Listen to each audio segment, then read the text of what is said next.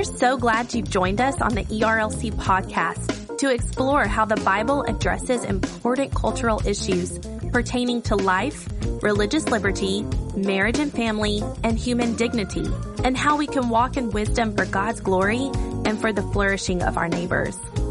If you're enjoying this podcast and find it helpful, please leave a review wherever you listen. This will help more people find and benefit from what we're learning together. We are grateful for the time you take to join us for these conversations.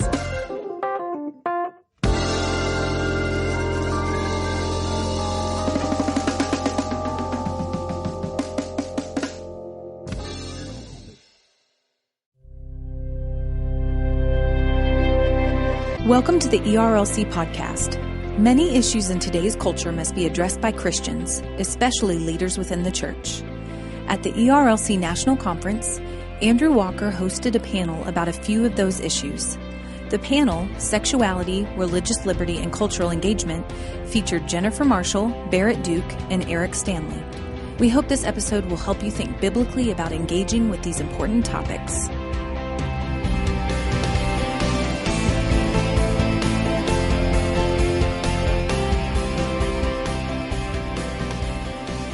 I want to thank you all for joining us to talk about a really difficult, contentious, controversial set of issues, and that's sexuality, religious liberty, and cultural engagement. And these topics almost need no introduction because of what's going on in the media cycle, it seems, almost every single week. Whether you hear cases involving bakers or florists or photographers or strange new words like Obergefell, or the categories of sexual orientation and gender identity, this seems to be one of the most pressing issues facing the church in terms of how we understand sexual orientation and this new phrase of gender identity, how it conflicts with religious liberty, and what we as Christians need to do here in America to stand up to have our voices heard on why our convictions matter and why they're worth having the right to be shared in the public square. And to do that, I'm joined up here by a great panel of friends and experts who are well-equipped to help lead our discussion on these issues today. And to my left is Jennifer Marshall, who is a vice president at the Heritage Foundation. She leads the Institute for Family, Community, and Opportunity at the Heritage Foundation. The next to Jennifer is my friend and colleague, Barrett Duke, who is the vice president for Public Policy and Research at the ERLC. He leads our D.C. office. And the next to Barrett is Erik Stanley, who serves as with the Alliance Defending Freedom as senior counsel and director for the Center for Christian Ministries. So Barrett, the first question for this panel I'm going to pitch to you. You've been with the ERLC for 20 years. Before that, you were a church planner. Can you provide us kind of a reflection on the timetable that we've seen over the past 20 to 25 years involving conflicts between in a culture that's increasingly more acceptive of the sexual revolution and the place of religious liberty in that mix? Yeah, it's great to be here. Thanks everybody for joining us for this conference. It's been a great conference already. God is clearly moving in His people's lives, and I'm glad that you're here to equip yourselves to be a part of what God wants to do, to be salt and light in this culture. As Andrew said, before I came to the Ethics and Religious Liberty Commission, I was a pastor. I'd started a church in Denver, Colorado in the 80s and pastored it through the mid-90s. Came to the Ethics and Religious Liberty Commission in January 97.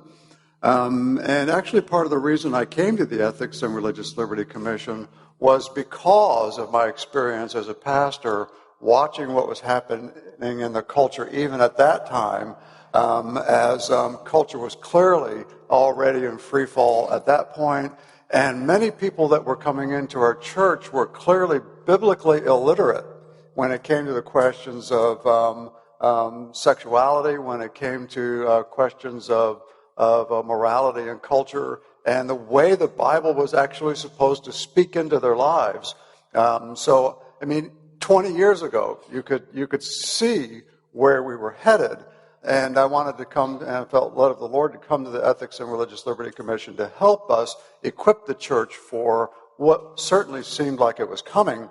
Probably the greatest surprise of all of it is how quickly it has overtaken us. And I think we can lay a lot of that at the feet of the Supreme Court. The Supreme Court has basically, in a number of cases, ruled on the question of homosexuality, sexual liberty, and it has kind of set up this environment for others then to step in and basically elevate sexual rights to the highest standard to balance personal freedom against. And at this point now, of course, we know in many instances sexual liberty is actually now trumping religious liberty in the public square and in social interaction.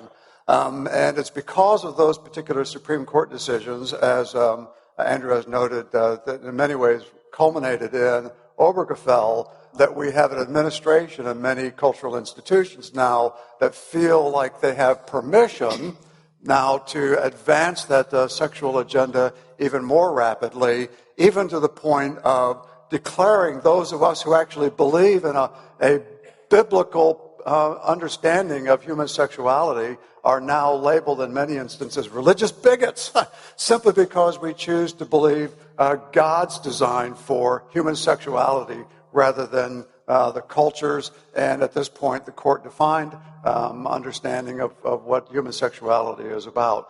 So things have really ramped up in a hurry, and we're all of a sudden finding ourselves at the point of catch-up.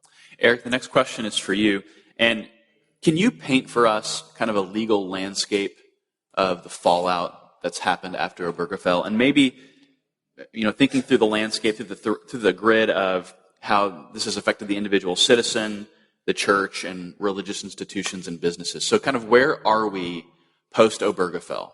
I think actually Justice Alito in Obergefell really gave us a clue as to where we are in this moment right now when he dissented, and he said in his dissent that I assume that those who cling to the old beliefs about marriage can whisper them in the recesses of their homes and talk about them, but that if they speak those beliefs in public, they risk being labeled as bigots and treated as such. And I think that's really where we find ourselves right now. And so if you talk about this in terms of where are we with individuals, well, certainly we see a lot of cases post-Obergefell where individuals are kind of at the crux of legal problems because they're simply living out their faith in their everyday life when it comes to human sexuality. And they are, examples of the Barrett Stutzman case, the Washington State Florist, who stands to lose everything personally and professionally, as I talked about last night. Jack Phillips' Masterpiece Cake Shop in Colorado is another situation where post-Obergefell, there seems to be no middle ground for those who hold to a consistent biblical sexual ethic. In that case, it was very interesting that what he owns his cake shop. It was his family thing. Actually, his mother works there. There we are. I'll try not to yell now.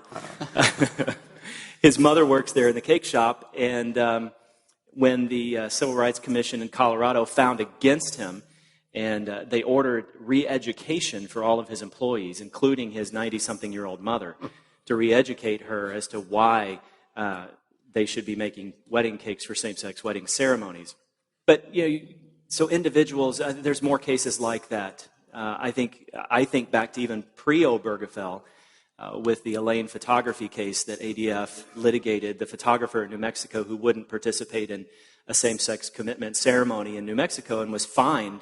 And she lost her case, and it was the Supreme Court declined to hear it. But the New Mexico Supreme Court, one of the justices kind of lectured her and said, there's a time in all of our lives where we must compromise, even if a little, to accommodate the contrasting values of others. That's the price of citizenship. And so in the New Mexico Supreme Court's eyes, the price of citizenship being the compromise of religious liberty and our religious values. So individuals are certainly, I think, primarily on the chopping block right now. That's really where we're seeing a lot, but we're also seeing it with institutions as well. ADF, I mentioned, is representing a church in Iowa. We're actually going to court next week on that to stop the Iowa Civil Rights Commission from enforcing its Civil Rights Act against a church.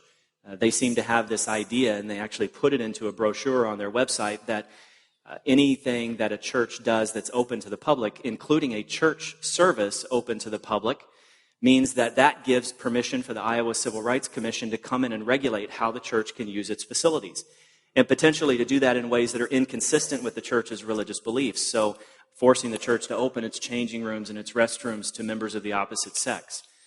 So we filed a lawsuit about that. I think of SB 1146 in California, the bill that basically would have driven out Christian colleges and universities from the marketplace, that they could no longer require their employees to sign a statement of faith in order to be employed there. They could no longer use their statement of faith as a criteria for admission into the university.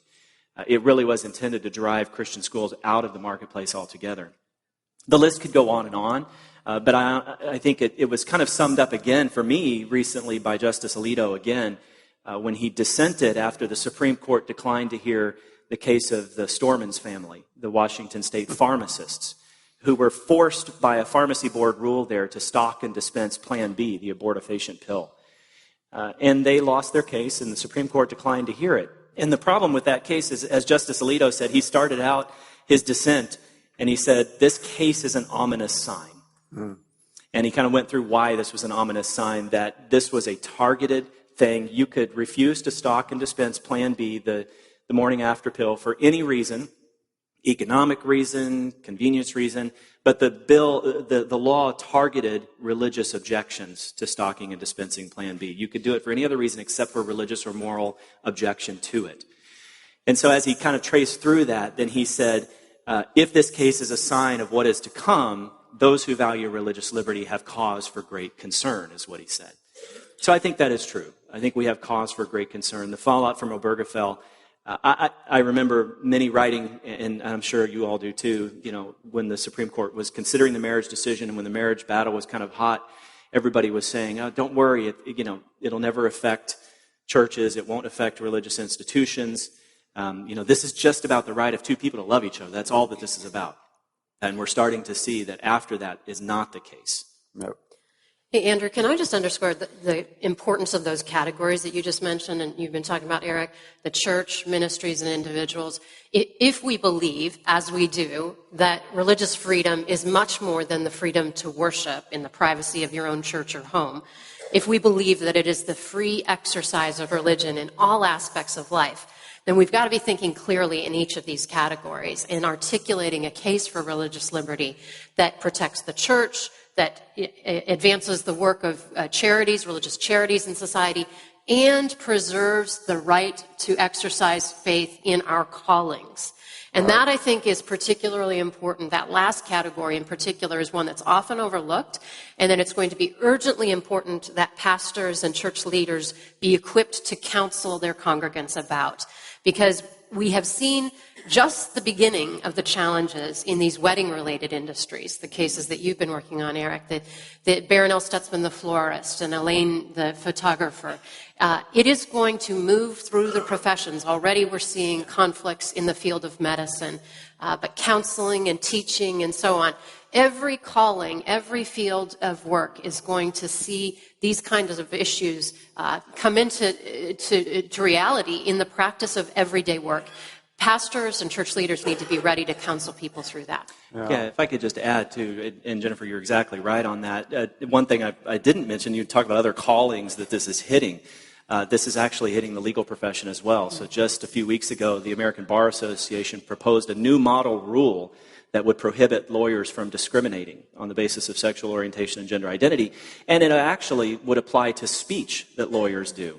So this was actually the first time. So without getting too detailed, the ABA has its model rules, and generally what they do is they tie them to concerns like the administration of justice, making sure that justice can be administered effectively, and that attorneys are competent to practice.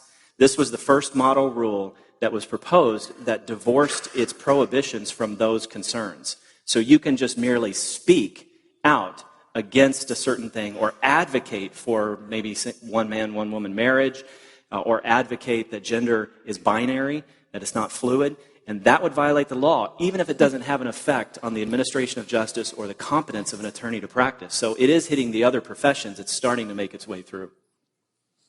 Jennifer, the next question's for you, and most likely, if you haven't been living under a rock today, You've heard about this bill in North Carolina called HB2. There's been no small amount of controversy around this.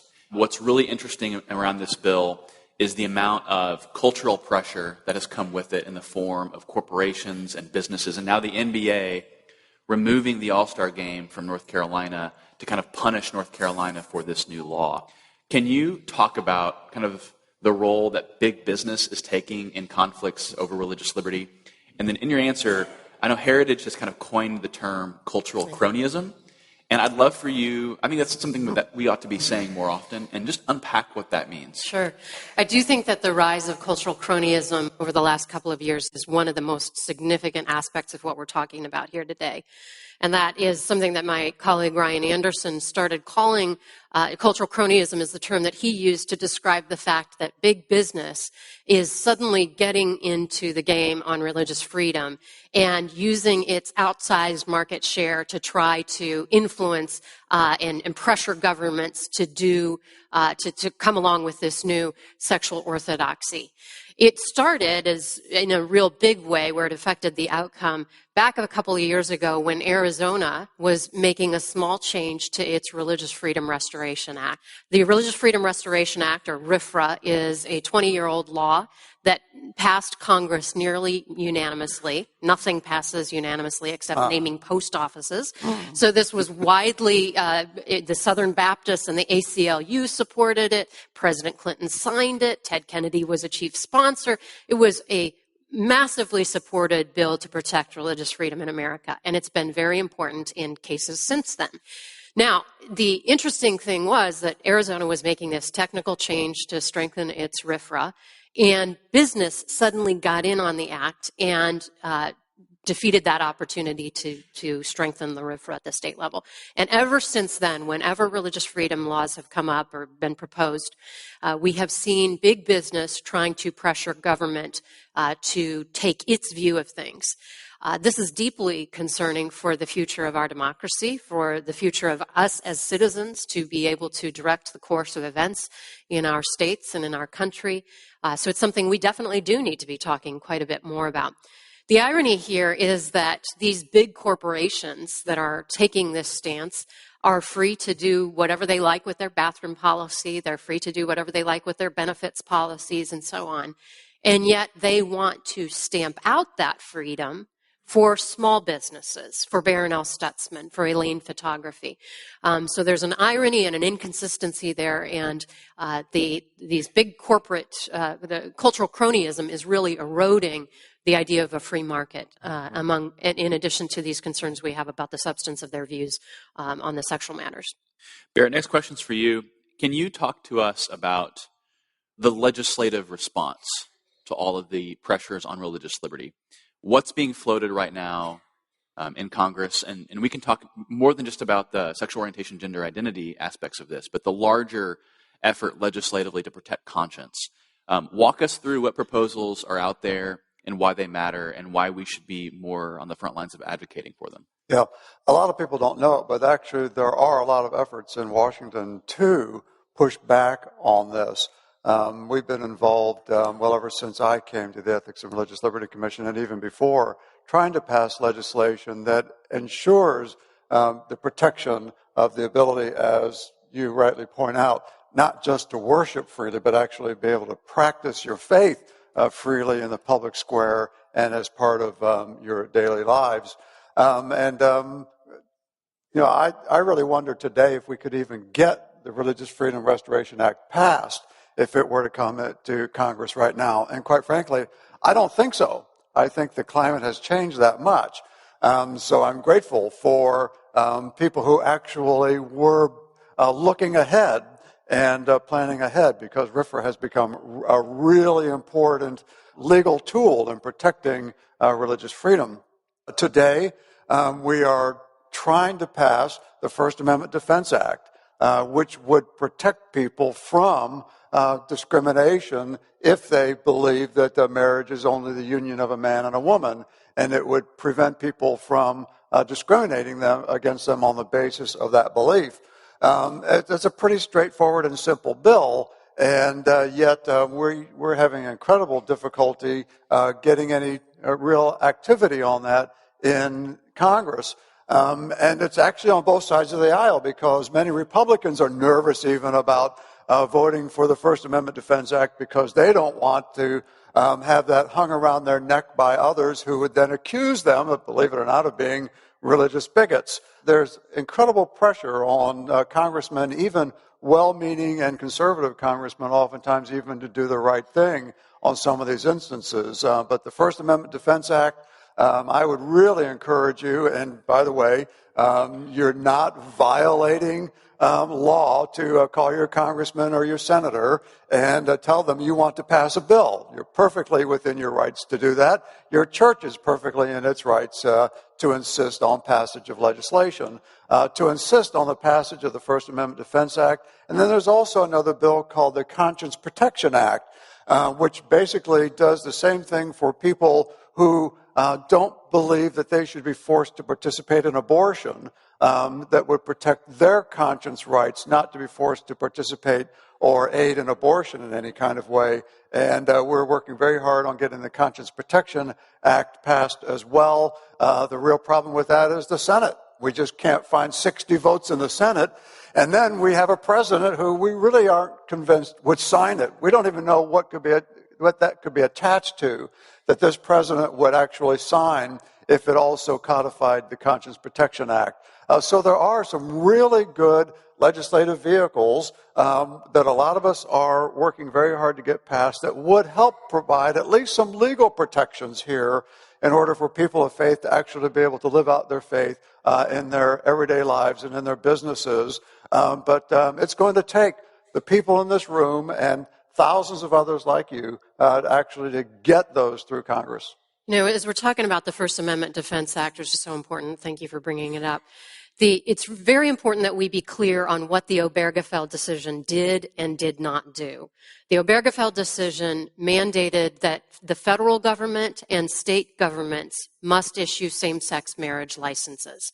What it did not do was to insist that we as private citizens or in our private groups must change our views of marriage. This court did not do that, nor should we allow it to be interpreted in that way. Good. And what the First Amendment Defense Act does is to make that abundantly clear. Government may not discriminate against those of us who continue to believe that marriage is the union of one man and one woman.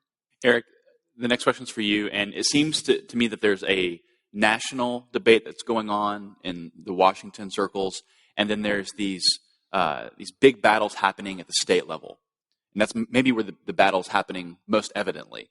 Can you walk us through some of these state battles and what have we learned from them? Has there been any good news that's resulted out of these state battles regarding religious liberty? Sure. Yeah. It's been interesting to see. Obviously, I think in my mind, I juxtapose some of these state battles. So, say, maybe take what happened in Indiana, for instance, in the battle there to pass their laws. And kind of the governor caving in on that at the last minute and the law not being passed and the public outcry as a result of that. And juxtapose that with North Carolina, with HB2, and the attempt really, or not the successful attempt of North Carolina to take back its state laws and to prohibit kind of a patchwork of non-discrimination laws across the state itself. That was a success. That was something that worked. Something that's been unheralded recently is Mississippi. Passed a very broad, probably the most comprehensive Religious Freedom Protection Act in the country. Now, it's currently being challenged in court, but that passed. And it kind of is demonstrative in my mind of the idea that we can get some of these things through if we work hard and if we try to posture it in the right way. And then, yeah, of course, we always have states like California. I mentioned SB 1146. That battle there, I think, was really illustrative in my mind of what can happen with a state that just kind of runs unchecked and has an idea that religious liberty is not a value that should be protected, but has to bow any time to sexual liberty. That bill, it was such a dangerous bill for Christian colleges and universities. It really would have, as I said, driven them out of the marketplace. What was interesting to see is how not only did the Christian colleges and universities, but also the churches and the pastors came together And individual citizens in California came together to oppose that bill and got the sponsor to actually kind of pull the guts of it out of it. And so it does have some problematic things in it still, but it is nowhere nearly as bad as it used to be. And so I think that's some good news. Incidentally, the sponsor of that bill is sponsored another bill that has a chance of passage, SB 524 in California, that would essentially take private groups, as an example, a private group that has a group home for girls who have been victims of sexual trafficking, and would put them into the category of a state-sponsored group and would prohibit them from having discriminatory practices and statements of faith and things along those lines. So there are more out there, and we have to be vigilant about them. But I think that it is encouraging to see that these battles are not just a fait accompli. It's not just that it's going to happen. It's inevitable.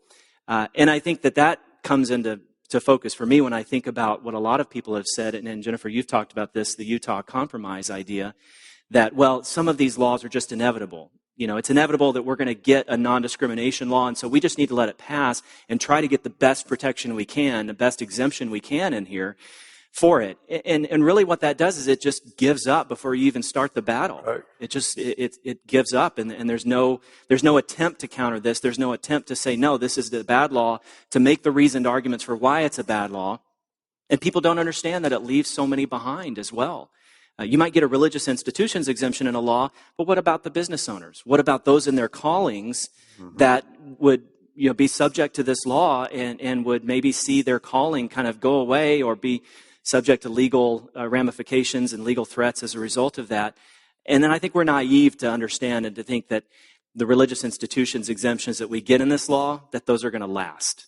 We're naive to think that they won't come after the church. They will come after the church. They are coming after the church.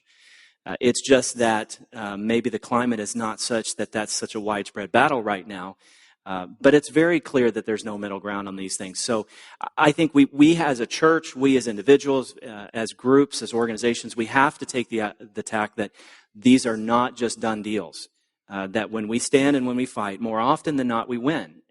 And we can do that together most effectively. Yeah, California is a great example of that. If it hadn't been for people speaking up on that California bill, they would have passed that with all that bad language in it. And it's a really great example for us, an illustration for us, that public pressure actually does still work. If we're able to identify a specific thing that we want to oppose and apply enough pressure, that actually does still work. And your comments on the Utah Compromise are actually absolutely right. The effort is to protect the institutions, enable them to continue to stay in business by, being able to function according to their core religious values. But, what do you do when you protect the institution that then tells the people they need to go out and live according to their faith, but you haven't protected the people so that they can actually go out into the public square and do that? Right. It just defeats the purpose of if you have institutions that are protected and yet the people they're training aren't protected to go out and actually practice what it is the institutions are teaching them. The very purpose for that training has just basically been given away. And I'd say we don't give up any ground. If we lose ground, let's let somebody else take it from us, but let's not lose the ground and just give it up on our own. Yeah. Yeah, and if you think about Indiana, too, I think if the governor could have survived maybe a 24-hour tweet storm, that might have been able to let that law stand as it has in North Carolina. And, there's great defenses for these kinds of things, so we don't have to give that ground. So I want to play devil's advocate a little bit to the whole panel here. Let's just say I'm an average citizen. I'm busy. I'm an employee. I'm a spouse. I'm a parent. I'm aware of there's some religious liberty conflicts going on in the broader culture, but to me that's just a culture warrior issue. It's not really affecting me. Why should I care about these conflicts over religious liberty? And I'd love to hear everyone kind of offer an answer or dialogue with each other. Can I start? Absolutely. I brought my electronic Bible with me, and I just wanted to share something with you here. The Ethics and Religious Liberty Commission's core passage is Matthew chapter 5. You are the salt of the earth, the light of the world. But oftentimes people read the Sermon on the Mount, and they don't get that far in that. The being salt and light is actually part of Jesus' Sermon on the Mount, and it's actually a continuation of his teachings in the Beatitudes. But we start with the Beatitudes, and we read this language, blessed are the poor in spirit. Blessed are those who mourn. Blessed are those who are gentle, who hunger and thirst for righteousness, who are merciful and peacemakers.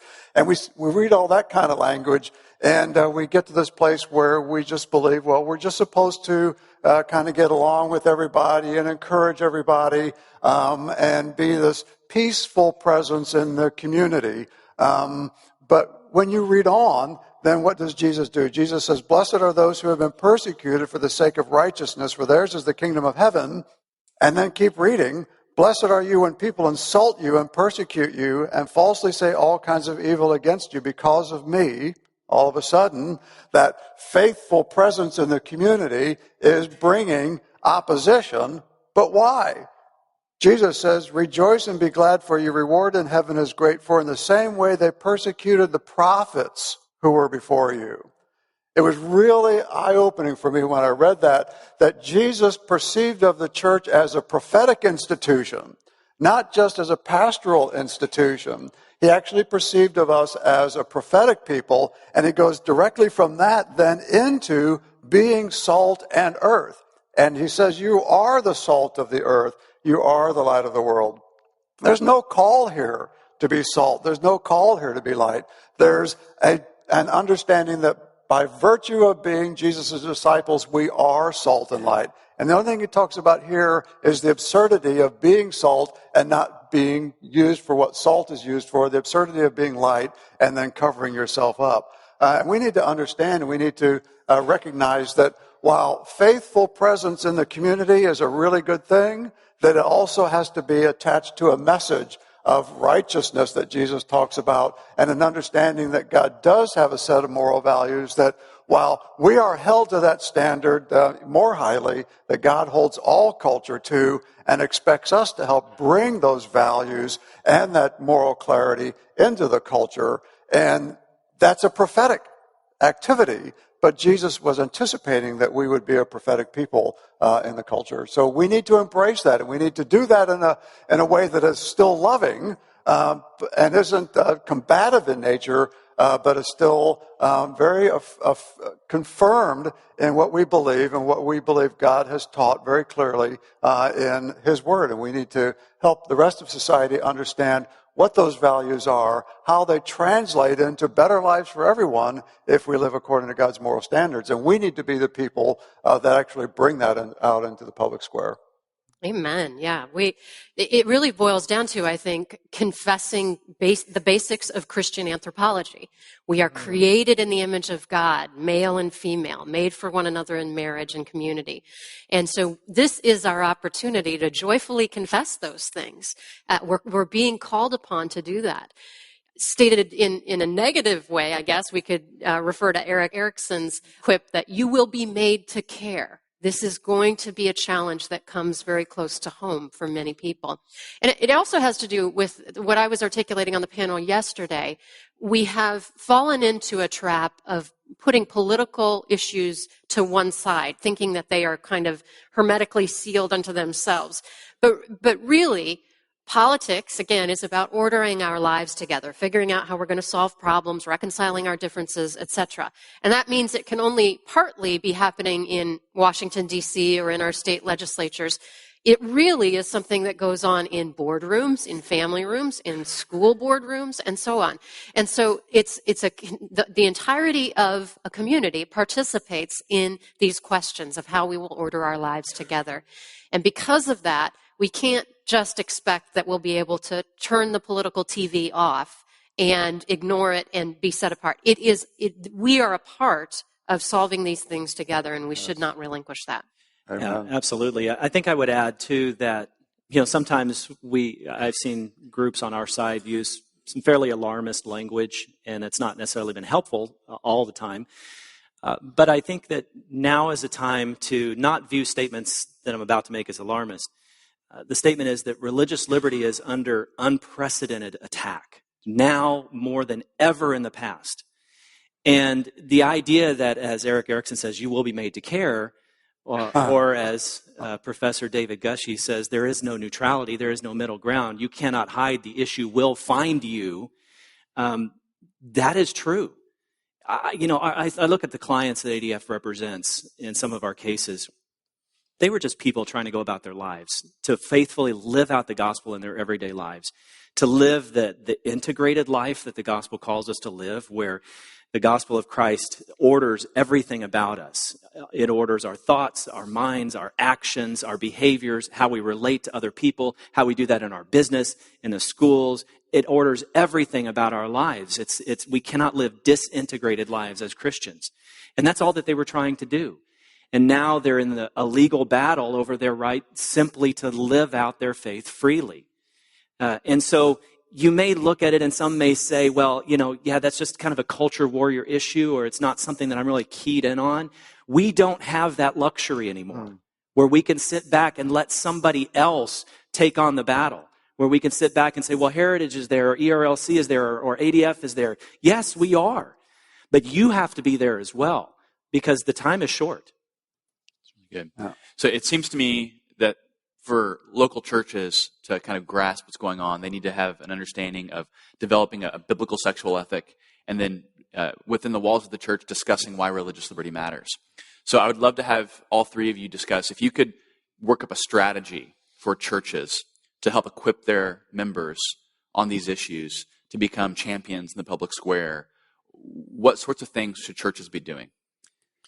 Yeah. Well, go ahead. Oh, well, I was just going to say, I'll start out with the church itself, just to say that, we came out a couple years ago with our guide, Protecting Your Ministry, that the church itself should lead in these efforts as a way of kind of setting an example.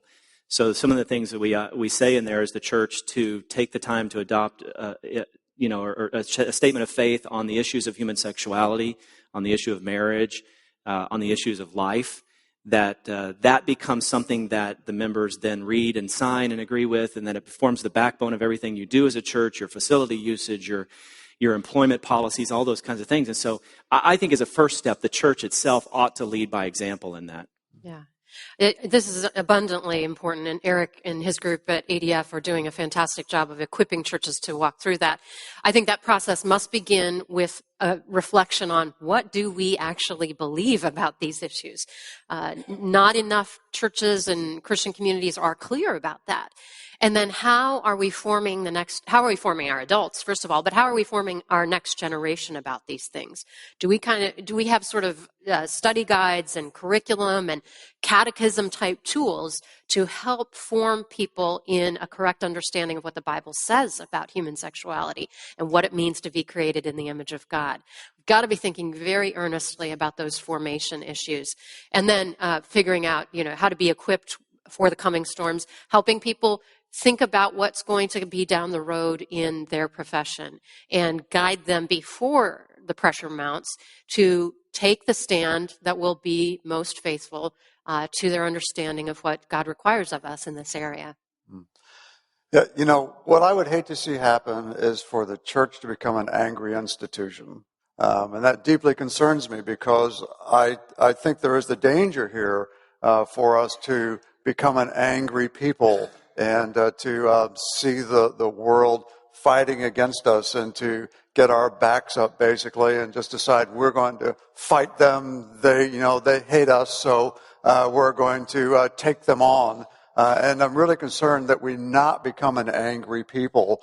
I don't think that's the Lord's vision for His church. And we need to make sure that while we recognize that the culture has basically gone incredibly astray, that these are still people that Jesus died for, that God still loves, and we need to respond to them with love. And I think we have to start by beginning to ask God to let these people who are very opposed to us, still let them into our hearts, so that we respond to them in love, and not with an angry, combative tone, but understanding that we simply recognize that they're in error because they're lost oftentimes, and we need to redouble our efforts, in my opinion, to make sure we bring the gospel back out into the culture and begin to win more people to the Lord. But then also we exercise our responsibility, as I said, as salt and light in a way that is convincing, not just at the emotional level, but also at the intellectual level and at the reasonable level. The things that we are proposing are not radical.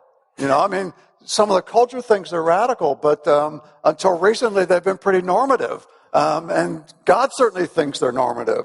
And we should be thinking of them as normative as well. And then out of love for people who are opposing us, we need to say, wait a minute, you need to understand the ramifications of the direction that you're taking us. If you destroy the family, where does society go from there? If you break the foundation of the family, where does society go from there?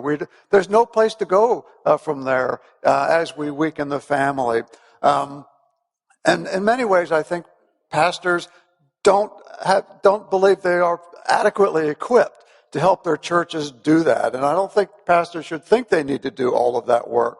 There are all kinds of resources available already. There are 3 institutions up here on the stage that are creating resource materials for you in your churches, simply now that you can bring into your churches and help you equip yourselves for this work in a way that isn't angry, but that is effective. And you need to come alongside your pastors and help your pastors find the people in the church that can help do this work in the church and help do the work of education in the church so they don't feel like they have to do it all themselves. And then organize and find the issue that you're most passionate about. Don't try to take on everything. Find an issue you believe God has especially put in your heart and devote some of your time and energy to it and find other people who are like-minded. And there are enough of us still in this country that it's possible for us to turn this around if we will simply decide culture is worth it. Barrett, that's such an important counsel against anger. And I would also add to that the church must not be fearful either. We should be confident in the way that God has made the world for its flourishing. And that what we're seeing emerge here is internally incoherent. It cannot stand. It is morally unsustainable. So let's redouble our efforts to explain the goodness of the created order with regard to these issues and love our neighbor in the midst of this and push through what is an unsustainable way of looking at human beings because it is not true to the way that we have been made. Yeah, let me just add, too, I love what my friend John Stonestreet at the Colson Worldview Center says about this. He says, outrage is not a strategy and despair is not an option for the Christian. Instead, we should be people of hope. That's what we're called for. We're called for hope. And I just echo what you said, Barrett, about pastors, and specifically just a charge to pastors to begin to help to shape and form the consciences of your people in regard to the issues of religious liberty and life and marriage. That, I think, can be done in a number of different ways. As Barrett said, there's a ton of resources out there about that. But if you as a pastor are not shaping and helping to form the consciences of your congregation, then those consciences are being formed by somewhere and somebody. Churches are very intentional about certain things. We're intentional sometimes about soul winning. We're intentional about discipleship. Let's be intentional about discipleship in this area as well.